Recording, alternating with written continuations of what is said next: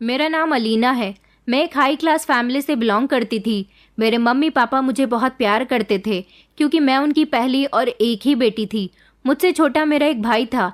मेरे पापा को बेटियां बहुत पसंद थी, इसलिए वो मेरे भाई से भी ज़्यादा प्यार मुझसे किया करते थे। मेरा भाई जो मुझसे पूरे 10 साल छोटा था, वो अभी 6 क्लास में था, जबकि मेरी पढ़ाई कंप्लीट होने वाली थी। मेरे पेरेंट्स जल्द से जल्द मेरी शादी करना चाहते थे क्योंकि मेरे साथ की लड़कियों की शादी होनी शुरू हो गई थी। मेरे पेरेंट्स चाहते थे कि लड़कियों की शादी उनकी पढ़ाई कंप्लीट होने के बाद कर देनी चाहिए। हमारे यहाँ वैसे भी शादी जल्दी कर दी जाती थी। मैं खुश थी क्योंकि मेरे पेरेंट्स ने हमेशा मेरे लिए अच्छा ही फैसला किया था। हमारा कोई रिश्तेदार नहीं था क्योंकि हमारे घर पर कोई आता जाता भी नहीं था। मेरे पापा ने यही बताया था कि हमारा कोई रिश्तेदार नहीं है। ना तो मेरे पापा की कोई बहन थी और ना ही उनके कोई भाई थे। मेरे दादा दादी तो काफ़ी समय पहले ही इस दुनिया को छोड़कर चले गए थे। शायद उस समय मैं पैदा भी नहीं हुई थी। एक दिन हमारे यहाँ कुछ मेहमान आए थे। ये मेहमान कौन थे मैं इन्हें नहीं जानती थी क्योंकि ज़्यादातर हमारे यहाँ मेरे पापा के फ्रेंड्स या फिर मम्मी के फ्रेंड्स लोग ही आया करते थे या फिर मेरे मम्मी के मायके वाले आते थे। मेरा ननिहाल बहुत दूर का था, इसीलिए वो लोग भी बहुत कम हमारे घर आते थे। मैंने मम्मी से पूछा था कि ये लोग कौन है, तो मम्मी ने मुझे मेरे कमरे में जाने के लिए कहा था। आज से पहले ऐसा कभी नहीं हुआ था जब मम्मी मुझे अपने किसी रिश्तेदार के सामने नहीं आने देना चाहती थी। मैंने मम्मी से पूछा भी था कि ये कौन लोग हैं, मगर मम्मी ने मुझे कुछ भी नहीं बताया और मैं खामोशी से अपने कमरे में आ गई थी। मैं भी गहरी सोच में पड़ गई थी कि ना जाने आज मम्मी ऐसा रिएक्ट क्यों कर रही थी। थोड़ी देर के बाद जब वो लोग चले गए तो फिर मैं अपने मम्मी पापा के पास गई और मैंने फिर से उनसे वही सवाल किया था। मेरी मम्मी मुझसे कुछ कहने ही जा रही थी जब पापा ने उन्हें हाथ का इशारा देकर खामोश रहने के लिए कहा। फिर पापा ने बोलना शुरू किया था। पापा कहने लगे कि बेटा, हम तुमसे कुछ ज़रूरी बात करना चाहते हैं। मैंने कहा कि जी पापा, कहिए। पापा ने कहा कि बेटा, हम लोग तुम्हारी शादी करना चाहते हैं। तुम्हें कोई लड़का पसंद तो नहीं है ना? मैंने पापा से कहा कि नहीं पापा, मुझे कोई भी पसंद नहीं है। आप लोग मेरे लिए जो फैसला करोगे वो अच्छा ही होगा। मैं आपकी मर्जी के मुताबिक ही शादी करूंगी। पापा और मम्मी मेरी इस बात पर बहुत खुश हुए थे। फिर पापा ने कहा था कि बेटा, मैंने तुम्हारा रिश्ता तय कर दिया है। मैंने अपने पापा से कहा कि जी अच्छा ठीक है। तो पापा कहने लगे कि पूछोगी नहीं कि तुम्हारा रिश्ता मैंने कहाँ पर तय किया है, लड़का कौन है, कैसा है। मैंने पापा से कहा कि पापा, आप लोग कभी भी मेरे लिए कुछ गलत कर ही नहीं सकते। आपने जिस लड़के के साथ मेरी शादी करने का फैसला किया है वो लड़का ज़रूर अच्छा ही होगा। पापा कहने लगे कि तुम्हारे जैसी बेटी ऊपर वाला सबको दे, तुम बहुत अच्छी हो। फिर मुझे पापा ने एक ऐसी बात बताई जिसने मुझे चौंकाकर रख दिया था। पापा ने कहा था कि आज जो लोग हमारे घर पर आए थे वो तुम्हारे चाचा और चाची थे। पापा की बात सुनकर मुझे एक जोरदार झटका लगा था। मैंने कहा चाचा और चाची, वो भी मेरे? पापा कहने लगे कि हाँ, तुम्हारे चाचा चाची। हमने तुमसे अपने रिश्तेदारों के बारे में ये बात छुपाई थी कि इस शहर में तुम्हारे चाचा चाची भी रहते हैं। तुम्हारे चाचा मेरे ही सगे भाई हैं और उनका एक जवान बेटा भी है। आज वो कई सालों बाद यहाँ मुझसे मिलने के लिए आए थे और उन्होंने अपनी ख्वाहिश जाहिर की है। उन्होंने कहा है कि वो अपने बेटे की शादी तुम्हारे साथ करना चाहते हैं। वो बड़ी उम्मीद से यहाँ रिश्ता लेकर आए हैं और फिर कई सालों बाद जब मैं अपने भाई से मिला तो मैं भी इमोशनल हो गया। मैंने यही सोचा कि हम दोनों भाइयों को फिर से एक हो जाना चाहिए। दरअसल कुछ सालों पहले हमारी फैमिली के बीच एक बहुत बड़ी मिसअंडरस्टैंडिंग क्रिएट हो गई थी, जिस वजह से तुम्हारे दादाजी ने तुम्हारे चाचा और चाची को दूसरा घर खरीद कर दे दिया था। वो लोग इस घर से अलग रहने लगे। जब वो यहाँ से गए तो उन्होंने कभी हमें पलटकर नहीं देखा, लेकिन अब जब तुम्हारे चाचा का बेटा जवान हुआ और तुम भी जवान हो गई हो तो उन्होंने सोचा कि क्यों ना हम दोनों भाई फिर से एक हो जाएं। हम दोनों भाई अपने रिश्ते को मजबूत और गहरा बना लेते हैं, बस यही सोचकर कि मेरे भाई के साथ मेरा रिश्ता फिर से पहले जैसा हो जाएगा, क्योंकि मैं शुरू से ही अपने भाई से बहुत प्यार करता हूँ। वो मेरा छोटा भाई है और मैं उससे नाराज था और वो मुझसे नाराज था। मैंने तो उससे सारी नाराजगी दूर कर दी है और अपना दिल बड़ा कर लिया। मैं आज भी उससे बहुत प्यार करता हूँ। उनकी जो नाराजगी थी वो तुम्हारे दादाजी से थी, मगर मैंने हमेशा ही अपने भाई की फिक्र की है। लेकिन जब भाई इस घर से अपनी पत्नी को लेकर चला गया था तब उसने मुझसे भी नाराजगी जतानी जाहिर कर दी थी। अब जब वो हमसे कोई संबंध रखना ही नहीं चाहता था तो इसलिए तुम जैसे जैसे बड़ी होती गई तो मैंने तुम्हें उनके बारे में बताया ही नहीं। लेकिन मैं नहीं जानता था कि मेरा भाई एक दिन तुम्हारा हाथ अपने बेटे के लिए मांग लेगा। उसने तुम्हें अभी कुछ दिन पहले एक शादी में देखा था और जब तुम्हारे चाचा को पता चला कि तुम तो उनकी ही भतीजी हो तो उन्होंने फैसला कर लिया था कि वो अपनी भतीजी को अपने घर की बहू बनाकर रहेंगे। वो तुम्हें बहुत पसंद करते हैं। मैं तो इस रिश्ते से बहुत खुश हूँ। मैं तुम्हारी मर्जी जानना चाहता था, इसीलिए तुम्हें ये सब कुछ बताना बहुत जरूरी है। मैंने पापा से कहा था कि पापा, आप मेरी शादी जहाँ भी करोगे मैं खुशी खुशी वहाँ पर कर लूंगी। आप अगर मेरा रिश्ता मेरे चाचा जी के बेटे के साथ करना चाहते हो तो मैं वहाँ शादी करने के लिए बिल्कुल तैयार हूँ। अगर इससे मेरे चाचा जी और आपका रिश्ता पहले जैसा मजबूत होता है तो फिर ये शादी होनी बहुत जरूरी है। मेरी बात सुनकर मेरे मम्मी और पापा दोनों ही खुश हुए थे, लेकिन ना जाने क्यों मेरी मम्मी थोड़ी परेशान नजर आ रही थी। मेरे कमरे से जाने के बाद मम्मी और पापा काफी देर तक कमरे के अंदर कुछ बातें कर रहे थे। वो लोग क्या बातें कर रहे थे ये तो मैं नहीं सुन पाई थी क्योंकि उन्होंने कमरे के दरवाजे को अंदर से बंद कर लिया था, मगर मुझे दाल में कुछ काला लग रहा था। फिलहाल मुझे मम्मी ने लड़के का फोटो दिखा दिया था। 1 हफ्ते के बाद मेरी उसके साथ एंगेजमेंट हो गई थी। लड़का देखने में बहुत ही अच्छा था। शायद वो भी मुझे नहीं जानता था, इसलिए वो भी मुझसे अनजान सा था, मगर मैं बहुत खुश थी कि मेरे पापा की चॉइस बहुत अच्छी है। उन्होंने मेरे लिए एक अच्छे और शरीफ लड़के को सिलेक्ट किया है। मेरे चाचा चाची मतलब मेरे सास ससुर भी इस रिश्ते से बहुत खुश थे और हम दोनों का रिश्ता जुड़ने से दोनों भाइयों के बीच पहले जैसा ही प्यार बरकरार हो गया था।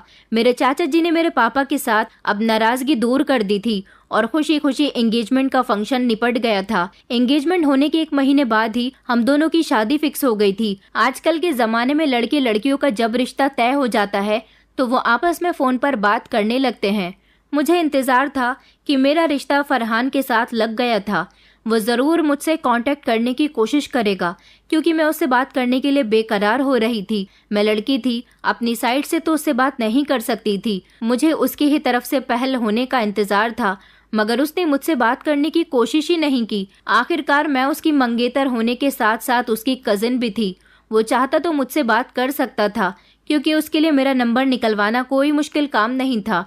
वो चाहता तो मेरे छोटे भाई से भी मेरा नंबर ले सकता था क्योंकि मेरे चाचा का घर मेरी होने वाली ससुराल थी, इसलिए मैं तो वहाँ का आना जाना नहीं कर सकती थी। लेकिन जब से हम लोगों को पता चला था कि मेरे चाचा जी इसी शहर में रहते हैं और अब उनसे हमारा रिश्ता दोबारा से कायम हो गया है, तो मेरे छोटे भाई ने उनके घर का आना जाना बहुत लगा लिया था।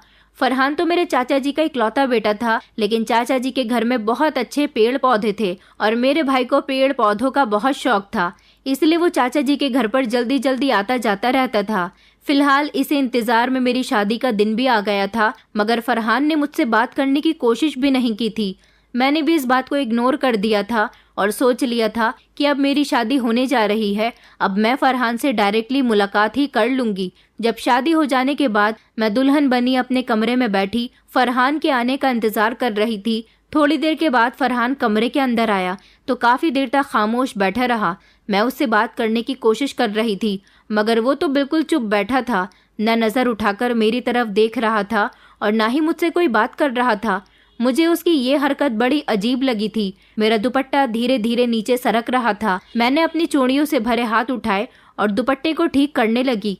इस दौरान मेरी चूड़ियों की खनखनाहट की आवाज इस शांति भरे कमरे में फैल रही थी।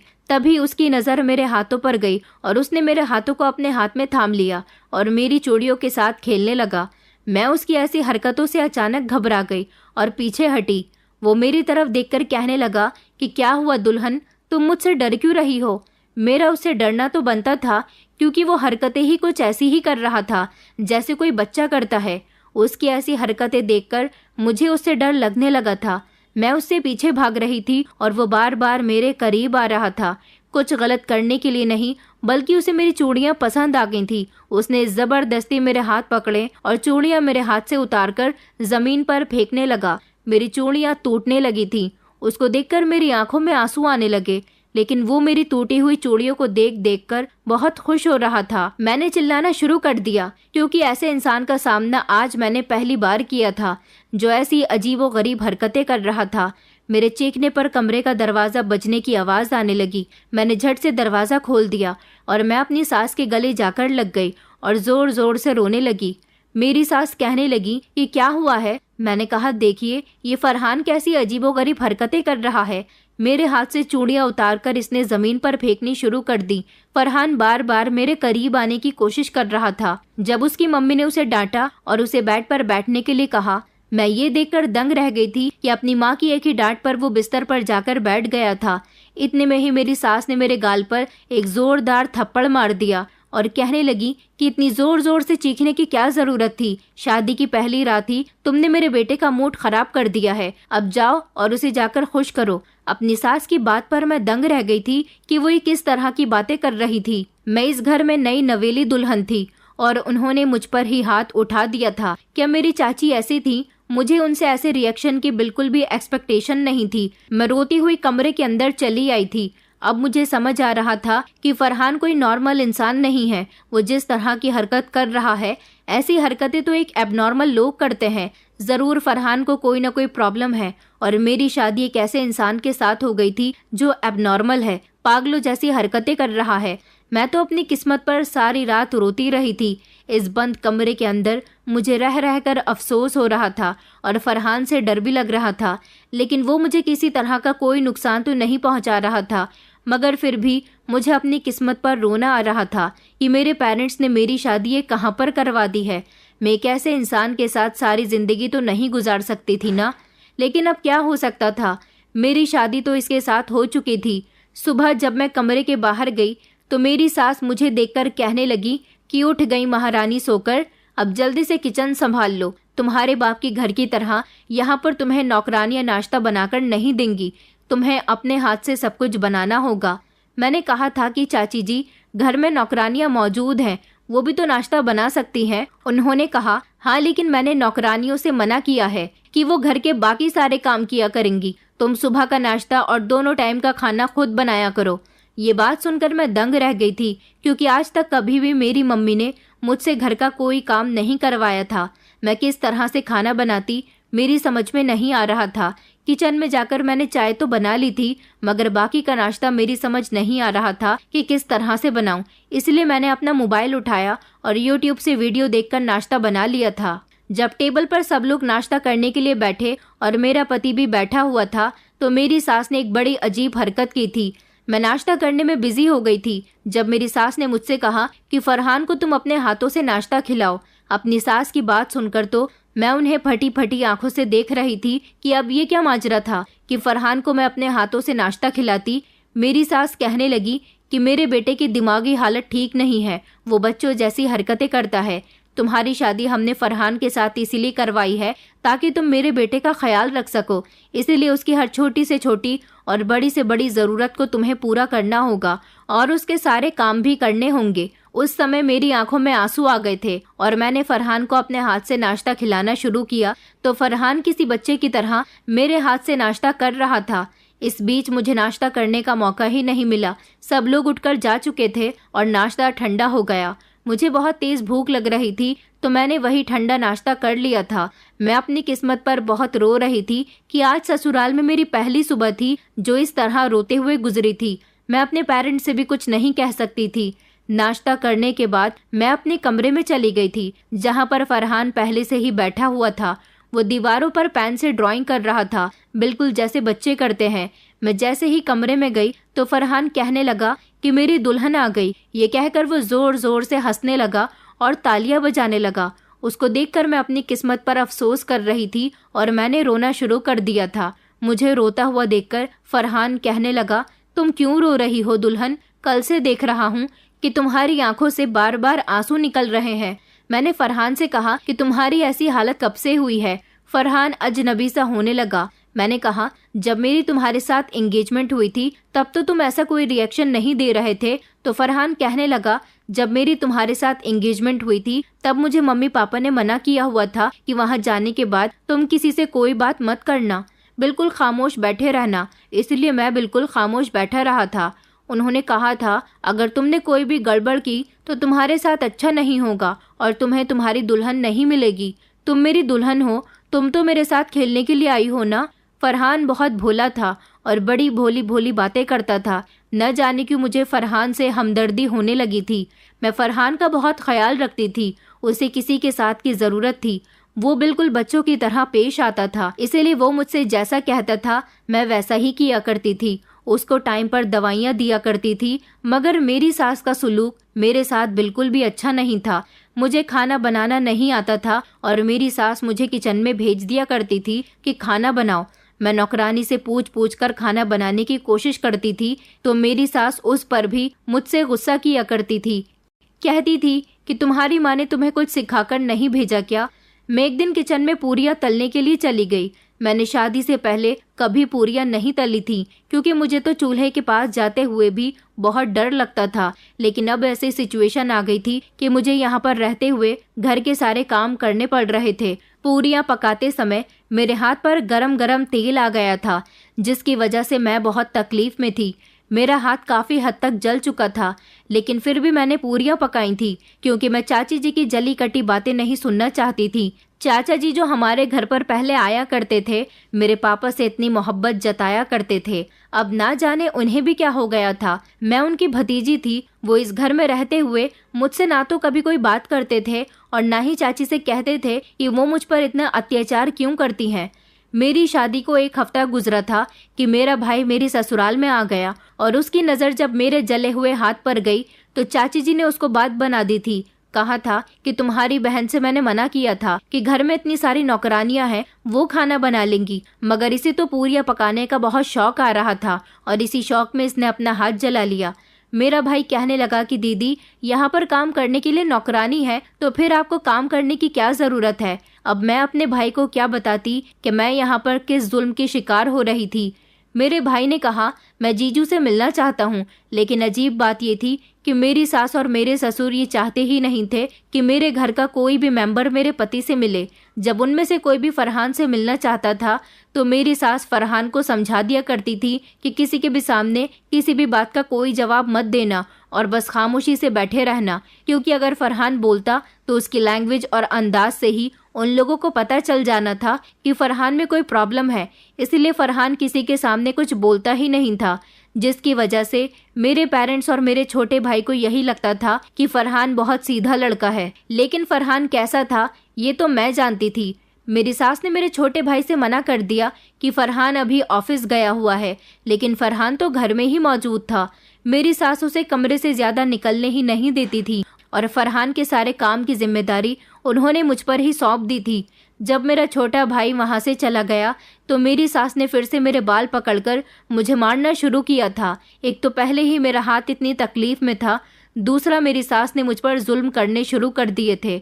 मेरी सास कहने लगी कि अगर अपने घर वालों में से किसी को इस बारे में कुछ बताने की कोशिश की तो अच्छा नहीं होगा और जितना हो सके अपने छोटे भाई को यहाँ आने से रोका करो। वो जब भी यहाँ आने के लिए कहा करे तो अपनी मम्मी से फ़ोन करके मना कर दिया करो, कह दिया करो कि वो यहाँ पर ना आया करे, क्योंकि जिस दिन से तुम्हारा रिश्ता यहाँ पर तय हुआ है उसी दिन से ये हमारे घर पर बहुत आता जाता है। और अगर तुम्हारे माँ बाप भी यहाँ आने के लिए कहें तो उन्हें भी कोई ना कोई बहाना बना देना, वो भी यहाँ पर ना आए। मेरी सास ने मुझसे मेरा मोबाइल भी छीन लिया था और कहती थी कि अगर तुम्हारे घर वालों का फ़ोन आएगा तो मैं खुद तुम्हारी उनसे बात करवा दूंगी। ये लोग मेरे साथ ना जाने ऐसा क्यों कर रहे थे। एक दिन मैंने अपनी सास से पूछ ही लिया था कि आखिर मैंने आपका क्या बिगाड़ा है, मैं तो आप लोगों को जानती भी नहीं थी, आप लोग मेरे साथ ऐसा क्यों कर रहे हो। तब मेरे ससुर भी मौजूद थे और उन्होंने कहा था कि हम तुमसे अपना बदला ले रहे हैं, जो कई सालों पुराना बदला है। ये बात मेरी समझ में नहीं आई थी कि वो क्या कहना चाहते थे। मैं अनजान नज़रों से उनको देख रही थी। जब उन्होंने मुझे पूरी बात बताई, उन्होंने कहा कि तुम्हारा बाप जिस घर में रहता है उस घर में हमारा भी हिस्सा है। तुम्हारा लालची बाप मेरे हिस्से पर भी कब्जा करके बैठा हुआ है। हमें इस छोटे से घर में उसने भेज दिया और खुद इतने बड़े बंगले में रहता है जो मेरे पापा का है।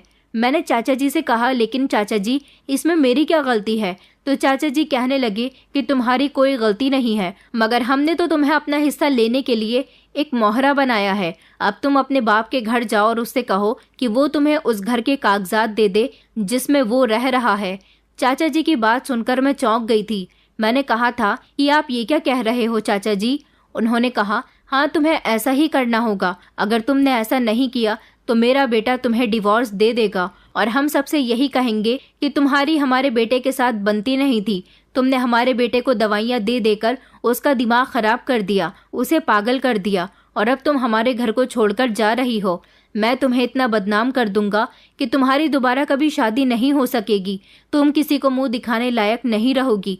अगर तुम्हें इस घर में सुकून से रहना है तो तुम मेरा ये काम कर दो। मैंने चाचा जी से कहा था कि चाचा जी, आप खुद भी तो प्यार से मेरे पापा से उस घर का हिस्सा मांग सकते थे। आपको मुझे इस्तेमाल करने की क्या ज़रूरत थी? आप नहीं जानते कि आपने मेरी ज़िंदगी के साथ खेला है। आपने मुझे धोखा दिया है। मैंने तो आप लोगों का कुछ भी नहीं बिगाड़ा था। मैं तो अभी भी आपके पागल बेटे के साथ ज़िंदगी गुजारने के लिए तैयार हूँ, क्योंकि वो मुझे अच्छा लगने लगा है। मुझे उसकी फ़िक्र होती है। मगर आप लोग तो मुझे इस्तेमाल करना चाहते हो। यह आपने बिल्कुल भी ठीक नहीं किया। चाचा जी कहने लगे, अच्छा, अब ज़्यादा बकवास करने की ज़रूरत नहीं है। जैसा हमने कहा है वैसा ही करो। जाओ अपने बाप के घर जाकर जो चाहे बता दो, क्योंकि कुछ सालों पहले तुम्हारे बाप ने भी मेरे साथ धोखा किया था और मेरी दौलत पर आज भी कब्जा जमाए बैठा हुआ है। हम अपना घर और अपनी ज़मीन जायदाद हासिल करना चाहते हैं। मेरी सास ने मुझे बहुत बातें सुनाई थी और मुझे वो लोग मेरे मायके जाने के लिए फोर्स कर रहे थे। मैं रोते हुए अपने कमरे में आ गई थी और फूट फूट कर रो रही थी। जब मेरे हाथ पर फरहान की नज़र गई तो वो कहने लगा, ये तुम्हारे हाथ पर क्या हुआ है दुल्हन? तो मैंने उसे कुछ नहीं बताया। फरहान कहने लगा कि बताओ, तुम्हारे हाथ पर क्या हुआ है और तुम हमेशा रोती क्यों रहती हो? मैंने फरहान को बताया, तुम्हारे घर वालों ने मेरे साथ बहुत गलत किया है। वो लोग चाहते हैं कि मैं अपने मायके जाकर उन्हें प्रॉपर्टी के पेपर लाकर दूं। फरहान की आंखों में ना जाने क्यों उस समय आंसू आ गए थे। उसने कहा था, हाँ, मेरे मम्मी पापा बहुत गंदे हैं, मुझे भी प्यार नहीं करते। फिर उसने मेरी आंखों से आंसू साफ किए और कहने लगा कि तुम बहुत अच्छी हो दुल्हन, तुम मेरे घर वालों से तंग आ गई हो, मैं जानता हूँ, मगर तुम प्लीज़ मुझे छोड़कर मत जाना। तुम्हें यहाँ पर आए हुए अभी कुछ दिन हुए हैं, मगर मुझे तुम्हारी आदत हो गई है, क्योंकि तुम मेरी दोस्त बन गई हो। तुम मेरा बहुत ख्याल रखती हो। इतना ख्याल तो मेरी मम्मी भी नहीं रखती। वो बड़ा मासूम सा चेहरा बनाकर कह रहा था। मैंने उससे कहा कि तुम फिक्र मत करो, मैं तुम्हें छोड़कर कहीं नहीं जाऊंगी। फरहान बहुत अच्छा था, बस वो बेचारा दिमागी कंडीशन में ठीक नहीं था। उसने मुझे कभी नुकसान पहुंचाने की कोशिश नहीं की थी। अगर बुरे थे तो वो थे उसके पेरेंट्स। वो बेचारा तो मेरी ही तरह अपने घर वालों के साथ साथ इस्तेमाल हो रहा था। हम दोनों को ही चाचा चाची ने अपनी जायदाद हासिल करने के लिए मोहरा बनाया था। इन लोगों के झंझट में आखिर हम दोनों की क्या गलती थी? मेरे सास ससुर मुझे काफ़ी फोर्स कर चुके थे और वो लोग मुझे इस घर में चैन से जीने भी नहीं दे रहे थे। मैं भी चाहती थी कि मैं पूरी बात अपने मम्मी पापा को बताऊं, इसलिए मैं ड्राइवर के साथ मम्मी पापा के पास आ गई थी और उन लोगों से लिपटकर बहुत रोई थी। मम्मी पापा मेरा जला हुआ हाथ देखकर बहुत परेशान हुए थे और मुझसे पूछने लगे थे कि तुम्हारा ये हाथ कैसे जल गया। फिर मैंने मम्मी पापा को पूरी बात बताई और उनसे कहा कि उन्होंने मुझे यहाँ प्रॉपर्टी के पेपर लेने के लिए भेजा है। अगर मैंने प्रॉपर्टी के पेपर्स उनको नहीं लाकर दिए तो वो लोग मुझे सब में बदनाम कर देंगे और कह देंगे कि मैं उनके बेटे को दिमागी हालत ख़राब करने की दवाइयाँ दे रही हूँ। जब उन्हें पता चला कि फरहान एबनॉर्मल है तो उन लोगों को और ज़्यादा गुस्सा आया था। पापा कहने लगे थे कि मैं तो अपने भाई को समझता था कि वो सुधर गया, मगर वो तो शुरू से ही चालाक रहा है, वो कभी नहीं सुधर सकता। मम्मी कहने लगी कि मैंने तो आपसे पहले ही कहा था कि मेरी बेटी बहुत मासूम है, हमें ये रिश्ता करते समय सोच लेना चाहिए, मगर आपने मेरी एक नहीं सुनी और रिश्ता तय कर दिया। मेरी बेटी अब उन लोगों का शिकार हो रही है। आखिरकार इस सब में मेरी बेटी की क्या गलती है? मम्मी कहने लगी, अगर तुम्हें अपनी बेटी का घर बसा देखना है तो प्रॉपर्टी के पेपर्स दे दो। पापा कहने लगे कि नहीं, मैं किसी हाल में भी प्रॉपर्टी के पेपर्स नहीं दूंगा। आखिर वो समझता क्या है खुद को? मैं उस पर केस कर दूंगा कि वो मेरी बेटी को परेशान कर रहा है। मैंने पापा से कहा था कि पापा, आप ये क्या कर रहे हो? क्या आप चाहते हो कि मेरा घर खराब हो जाए? पापा कहने लगे, हाँ बेटा, तुम अपना घर खराब कर लो। ऐसे घर में रहने का भी क्या फ़ायदा जिसके माँ बाप तुम्हें परेशान करें और लड़का भी पागल हो। मैंने कहा, पापा नहीं, मैं फरहान को वादा कर चुकी हूँ कि मैं उसे छोड़कर कहीं नहीं जाऊँगी। पापा कहने लगे कि तुम उस पागल की बातों में क्यों आ रही हो? उन लोगों ने तो तुम्हें नौकरानी बनाकर रख दिया, तुम्हारा हाथ जला दिया।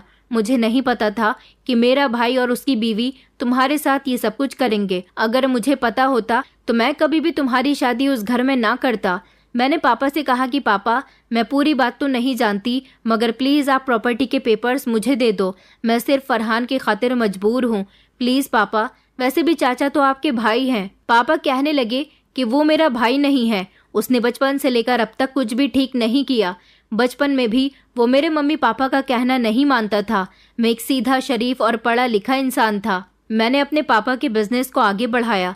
मैं मेहनत करके एक कामयाब इंसान बन गया। उसने क्या किया? वो तो शुरू से ही अपने अय्याश दोस्तों के साथ अय्याशी करता फिरता था। ये घर, बंगला, जायदाद सब कुछ मेरी ही मेहनत की कमाई का है। जब तुम्हारे दादा ने देखा कि मेरे छोटे भाई ने इस घर में कभी कोई पैसा नहीं लगाया, तो वो मेहनत करने से कोसों दूर है। ये सब कुछ मेरी मेहनत की कमाई का नतीजा है। तो उन्होंने अपने छोटे बेटे के लिए एक फैसला किया था। जिम्मेदारी क्या होती है और कैसे निभाई जाती है, वो तो तुम्हारा चाचा जानता ही नहीं था। तुम्हारे दादा ने उसकी शादी करवा दी ताकि वो जिम्मेदारी समझ सके।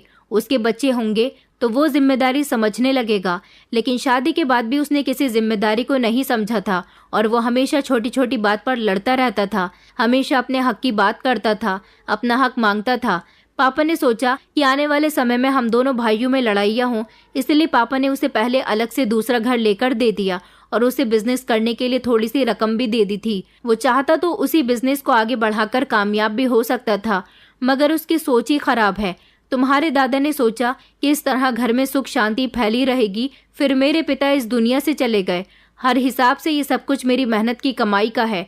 उसने तो सारी जिंदगी कुछ भी नहीं किया, तो फिर मैं ये सब उसे कैसे दे दूं? इतने सालों बाद उसने अपनी दुश्मनी मुझसे इस तरह निकाली है। मैं नहीं जानता था कि वो मेरे पास बड़ी उम्मीद से आया था और उसने कहा था कि वो मेरी बेटी को अपनी बेटी बनाकर रखेगा, लेकिन उसका बेटा पागल है, ये बात मुझे नहीं पता थी। पापा कहने लगे कि मुझे माफ़ कर दो बेटी, मैं प्रॉपर्टी के पेपर्स नहीं दे सकता, ये सब कुछ मेरा है। मैंने पापा से कहा था, अच्छा तो ठीक है, मैं चाचा जी को ऐसे ही जाकर बता दूंगी। पापा मुझे रोकते रह गए थे, मगर मैंने उनकी एक न सुनी थी, क्योंकि उन्होंने भी तो अपनी बेटी की बात नहीं मानी थी। मेरे पापा ने एक तरह से बिल्कुल ठीक किया था, क्योंकि ये सब कुछ उनकी मेहनत की कमाई थी। इंसान जब मेहनत करता है तो बड़ी मुश्किल से कामयाब होता है, और जब वो एक बार कामयाब हो जाता है तो फिर उसकी सारी जिंदगी सुकून से गुजरती है। चाचा जी तो शुरू से ही लालची रहे थे। उन्होंने कभी मेहनत करनी नहीं जानी थी। जब मेरे दादाजी ने उनको उनकी प्रॉपर्टी में से हिस्सा नहीं दिया और उन्हें अलग से घर बनवा कर दे दिया, तो उन्हें सारी जिंदगी यही लगता रहा कि उनके पिता ने उनके साथ नाइंसाफी की है, जबकि मेहनत ना करने वाले इंसान के लिए भी मेरे दादाजी ने उसको उसकी छत दे दी थी। ये भी उनका एक बहुत बड़ा एहसान था। कानूनी तौर पर तो घर के एक एक मेंबर के बराबर के हिस्से होते हैं, लेकिन मेरे चाचा ने कभी कुछ नहीं किया था और फिर भी उनका घर अलग से दादाजी ने खरीद कर दे दिया था और बिजनेस भी करवा कर दिया था। फिर भी उनकी नज़र इस बंगले पर और मेरे पापा की प्रॉपर्टी पर पड़ी हुई थी। मैं जब घर आई तो मेरे सास ससुर को यही लगा था कि अपनी बेटी की इतनी बुरी हालत देखकर मेरे मम्मी पापा मुझे प्रॉपर्टी के पेपर्स दे देंगे। वो मजबूर हो जाएंगे कि उनकी बेटी की डाइवोर्स न हो और वो उसी घर में खुश रहे। इसी दिन के लिए तो उन्होंने मेरी शादी अपने बेटे के साथ करवाई थी, मगर ऐसा कुछ भी नहीं हुआ था। उन लोगों ने कहा कि तुम्हारे बाप ने तुम्हें प्रॉपर्टी के पेपर्स नहीं दिए, इसका मतलब यह है कि हमें कोई दूसरा रास्ता अपनाना होगा। वो लोग ये बात अच्छी तरह से जानते थे कि मैं उनके घर को छोड़कर नहीं जाऊंगी, क्योंकि मेरी शादी उनके बेटे के साथ हो गई है, और अगर मुझे इस घर में वापस नहीं आना होता तो मैं आज ही अपने घर रुक जाती और कभी यहाँ पर ना आती। मेरे यहाँ दोबारा लौट कर आने से ये लोग समझ गए थे कि मैं अब उनके बेटे को नहीं छोड़ सकती, और अगर मैं उसे छोड़कर चली गई तो वो लोग मुझे सबके सामने जलील कर देंगे। जब वो लोग मेरे साथ इस घर में इतना गलत सलूक कर सकते थे तो वो लोग मेरी बेइज्जती भी करवा सकते थे। मुझे इस बात का डर भी था और मुझे फरहान की भी फिक्र थी। न जाने क्यों मैं धीरे धीरे उससे अटैच होती जा रही थी। मुझे उससे प्यार होता जा रहा था। मैं उसका बहुत ख्याल रखती थी। आखिरकार मेरा उससे दिली रिश्ता जुड़ा हुआ था। वो मेरा हस्बैंड था। वो पागल था तो क्या हुआ, मेरे साथ उसका रिश्ता जुड़ा हुआ था। उधर फरहान मुझसे 1 मिनट के लिए भी दूर नहीं होता था। वो कहता था कि जब तुम मेरे साथ होती हो तो मुझे बहुत अच्छा लगता है। चाची ने बचपन से ही उसे बहुत डांट डपट कर रखा था। उसे माँ बाप का प्यार ठीक से नहीं मिल सका था, क्योंकि माँ बाप दोनों ही लालची थे और ज्यादातर अपने लालच को पूरा करने में लगे रहते थे। उन्होंने बेटा पैदा करने के बाद उस पर कभी ध्यान ही नहीं दिया, उसे नौकरों के हवाले छोड़ दिया। कई बार ऐसा हो चुका था कि फरहान के दिमाग पर कई बार चोट लग चुकी थी। कभी ऐसा हुआ था कि वो स्कूल की सीढ़ियों से गिरते समय उसके दिमाग पर चोट लग गई थी। तो एक बार ऐसा हुआ था कि वो बीमार था और उसे अपने पेरेंट्स की सख्त ज़रूरत थी, तो उसके पेरेंट्स ने उस पर ध्यान न देकर उसे नौकरों के हवाले छोड़ दिया था। नौकरों ने उसका ध्यान ठीक से नहीं रखा। उसको तेज बुखार था। उसका बुखार दिमाग पर चढ़ गया था। यही वजह थी कि दिमाग पर कई बार गहरे असर होने की वजह से वो पागल सा हो गया था। जब उसे ठीक इलाज की ज़रूरत थी तो उसके पेरेंट्स ने उस पर ध्यान नहीं दिया, लेकिन जब उन लोगों को लगा या पानी सर से ऊपर हो चुका है, हमारा बेटा अब ज़्यादा ही पागलपन वाली हरकतें करने लगा है, तो उन्होंने उसका ट्रीटमेंट शुरू करवाया। तो पता चला कि अब इसका ट्रीटमेंट तभी सक्सेसफुल हो सकता है जब उसे ठीक से टाइम दिया जाए, उसका ख्याल रखा जाए। दवाइयाँ भी उसे ठीक कर सकती हैं, मगर सबसे ज़्यादा उसे किसी के अच्छे साथ की ज़रूरत है। शुरू से ही उसके माँ बाप ने उसे डांट डपट कर रखा था, इसलिए फरहान ना चाहते हुए भी अपने पेरेंट्स से ज़्यादा अटैच नहीं था। वो अपने पेरेंट्स से बहुत डरता था। उसके पेरेंट्स उसे जैसा कहते थे वो वैसा ही कर लिया करता था। वो बिल्कुल एक मासूम बच्चे की तरह हो गया था। उसकी उम्र 27 साल थी, लेकिन अभी भी वो एक छोटे बच्चे की तरह लगता था। फरहान की तकलीफ का मुझे अच्छे से अंदाजा था कि उसके पेरेंट्स बिल्कुल भी अच्छे लोग नहीं थे। एक बच्चे को बचपन से ही अपने पेरेंट्स के अटैचमेंट की ज़रूरत होती है। पेरेंट्स उसकी केयर करें, उसके साथ टाइम स्पेंड करें, तो बच्चा अपने पेरेंट्स से अटैच होता है। लेकिन जब पेरेंट्स ही अपने बच्चों से अलग अलग रहेंगे और बच्चे को उनके प्यार की ज़रूरत होगी, तब वो उसे प्यार नहीं दे सकेंगे, तो बच्चा अपने पेरेंट्स से दूर हो जाता है। और फिर ऐसे पेरेंट्स जो उसके बचपन से ही उसके साथ सख्ती से पेश आते थे, तो ऐसे बच्चे के दिल में अपने पेरेंट्स के लिए मोहब्बत कहाँ से पैदा हो सकती है। मैंने ठान लिया था कि मैं इस घर से कहीं नहीं जाऊंगी। मेरी शादी फरहान के साथ हुई है तो मैं उसे ठीक करके रहूंगी और कभी फरहान का साथ नहीं छोड़ूंगी। आखिर मेरा और उसका जिंदगी भर का नाता था। मैं जानती थी कि फरहान के पेरेंट्स उसे ठीक नहीं कर सकते, इसलिए मुझे ही उसे ठीक करना होगा। लेकिन ये सब कुछ करना मेरे लिए बहुत मुश्किल था। फरहान के पेरेंट्स बहुत बुरे थे। चाचा चाची मुझे छोटी छोटी बात पर ब्लैकमेल किया करते थे। मुझे धमकाया करते थे कि अगर मैंने उन्हें प्रॉपर्टी के पेपर्स लाकर नहीं दिए तो वो लोग मेरे साथ बुरा करेंगे। मैं बार बार अपने पापा से बोलती थी कि पापा प्लीज़ प्रॉपर्टी के पेपर्स दे दो ताकि मेरी ज़िंदगी सुकून से गुजर सके, मगर पापा भी अपने ज़िद पर अड़े हुए थे। वो अपने भाई से बदला लेना चाहते थे, मगर उन्होंने भी ये नहीं सोचा था कि इस बदले की आग में मैं और फरहान जल रहे थे। मेरी सास फरहान की आंखों के सामने ही मुझ पर हाथ उठाया करती थी, तो फरहान अब अपनी माँ के आगे आकर खड़ा हो जाता था तो मेरी सास उस पर भी हाथ उठाया करती थी कि इस लड़की को बचाने की तुम्हारी हिम्मत कैसे हुई। लेकिन अब फरहान को नजर आने लगा था कि उसकी वाइफ के साथ इस घर में अब कुछ ज़्यादा ही बुरा होने लगा है। ये लोग उसे टॉर्चर करते हैं। फरहान मुझसे मोहब्बत करने लगा था। उसे मेरी आदत हो गई थी, इसलिए वो मेरे साथ कुछ गलत होता हुआ नहीं देख सकता था। लेकिन वो बेचारा कुछ कर भी तो नहीं सकता था। हम दोनों बहुत मजबूर थे।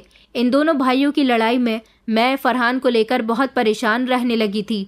इसलिए मैंने एक ऐसा कदम उठाया था जो शायद मुझे नहीं उठाना चाहिए था। मैं फरहान को लेकर एक रात घर से भाग गई थी और मैं अपनी एक दोस्त के घर चली गई थी। मैंने उसे जाकर पूरी बात बताई थी। फरहान की कंडीशन देखकर तो मेरी दोस्त को भी अफसोस हुआ था और मुझे भी देखकर वो कहने लगी थी कि तुम्हारे साथ भी सच में बहुत बुरा हुआ है। उसने मेरा साथ देने के लिए कहा था। मैंने पापा को कॉल करके बता दिया था कि मैं घर से चली गई हूँ और अब मैं कभी वापस नहीं आऊँगी, क्योंकि आप दोनों भाइयों के झगड़े में हम दोनों पति पत्नी पिस रहे हैं। मैं फरहान को ठीक करना चाहती हूँ। फरहान ठीक हो जाएगा तो मुझे आप लोगों की कोई ज़रूरत नहीं होगी, क्योंकि ना आप मेरी बात को समझ रहे हो और ना ही मेरे ससुराल वाले। ऐसे में मैं फरहान से अलग नहीं हो सकती। चाहे जो हो जाए मैं उसे ठीक करके ही रहूँगी।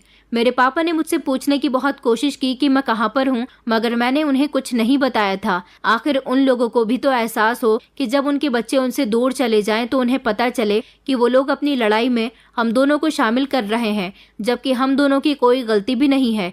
मेरी दोस्त ने मेरा साथ दिया था। वो अपने ही खर्चे पर फरहान का इलाज करवा रही थी। हम दोनों के ही मम्मी पापा हमें ढूंढ ढूंढ कर परेशान हो गए थे।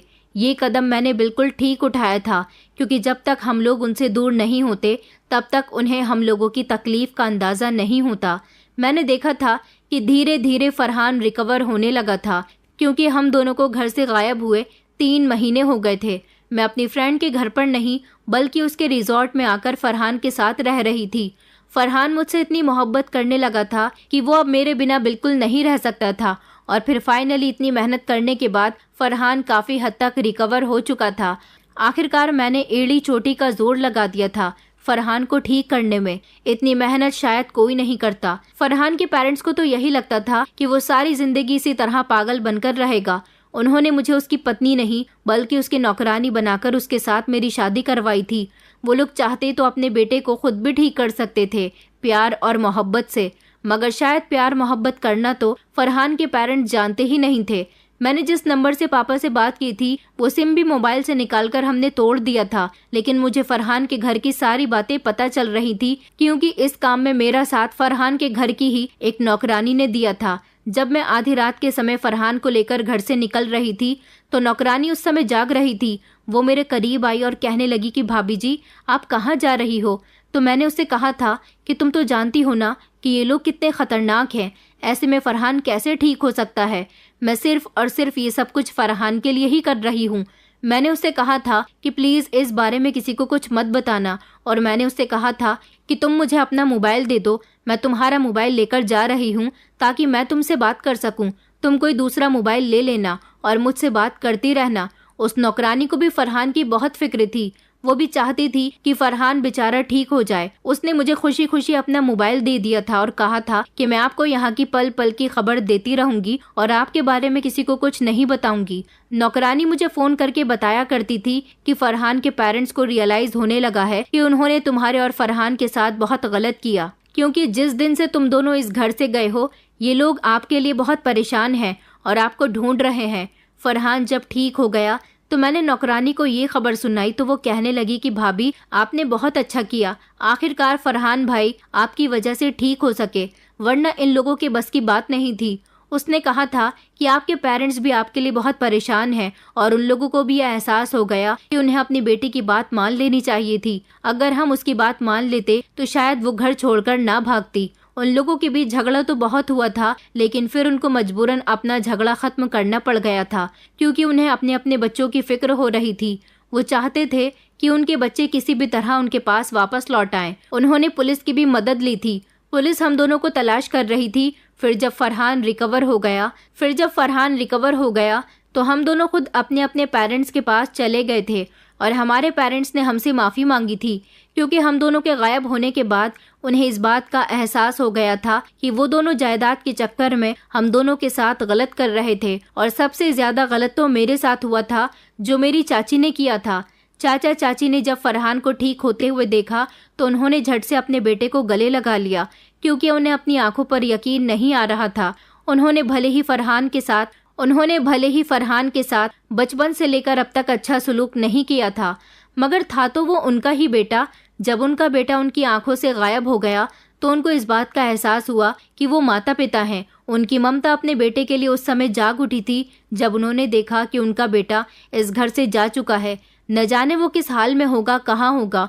उनको अपनी गलती का एहसास होने लगा, और जब उन्हें पता चला कि उनका बेटा सिर्फ और सिर्फ मेरी वजह से ठीक हुआ तो चाची ने मुझसे अपनी गलती की माफ़ी मांगी थी और कहा था कि मैंने तो उम्मीद ही छोड़ दी थी कि मेरा बेटा कभी भी ठीक हो सकता है। उन्होंने मुझसे अपने किए की माफ़ी मांगी। मेरे ससुर भी बहुत शर्मिंदा थे। मेरे मम्मी पापा ने भी हम लोगों से माफ़ी मांगी। फरहान ने और मैंने अपने अपने पेरेंट्स को माफ़ कर दिया था। इससे ये साबित होता था कि हम दोनों के पेरेंट्स को अपनी गलती रियलाइज हो गई थी और इन लोगों के बीच में भी आपस में मोहब्बत पैदा हो गई थी। मेरे पापा ने चाचा जी को उनका हक देने का फैसला कर लिया था, मगर फिर चाचा जी ने मेरे पापा से माफ़ी मांगी और कहा कि नहीं, ये सब कुछ तुम्हारी मेहनत का है, मैं इसमें से कुछ नहीं लूँगा। तुम्हारी बेटी ने मेरे बेटे को ठीक कर दिया, यही मुझ पर बहुत बड़ा एहसान है। उन्होंने मुझसे भी माफ़ी मांगी थी और मेरी सास भी अपने किए पर बहुत शर्मिंदा थी। फरहान को उसके पेरेंट्स मिल गए थे और इस तरह मेरे चाचा और पापा दोनों में मोहब्बत बढ़ गई थी। दोनों के दिल के शिकवे ख़त्म हो चुके थे। उस दिन के बाद से मेरी सास मुझे अपनी बेटी समझने लगी। फरहान और मैं एक खुशहाल ज़िंदगी गुजारने लगे। फरहान समझदार हो गया और उसने अपने पापा का बिजनेस ज्वाइन कर लिया। मेरे चाचा के दिल से लालच भी निकल गया, जो अपनी जवानी के समय से मेरे चाचा ने नहीं किया था, लेकिन वही सब फरहान ने कर दिखाया और उसने अपने पापा का बिजनेस ज्वाइन कर लिया। मेरे चाचा के दिल से भी अब लालच निकल गया, और जो अपनी जवानी के समय में मेरे चाचा ने नहीं किया था, लेकिन वही सब आज फरहान ने कर दिखाया। उसने अपने पापा के बिजनेस को आगे बढ़ा दिया और आज वो एक कामयाब इंसान है। मेरे चाचा भी अपने बेटे की वजह से एक बहुत अच्छे बंगले में रह रहे हैं और उनके पास भी अब काफ़ी प्रॉपर्टी है। दोस्तों, उम्मीद करती हूँ आपको हमारी कहानी पसंद आई होगी। कहानी पसंद आई है तो वीडियो को लाइक करें, चैनल पर नए हैं तो चैनल को सब्सक्राइब करें और हाँ, नोटिफिकेशन बेल को ज़रूर दबाएं ताकि अगली अपडेट सबसे पहले आपको मिले।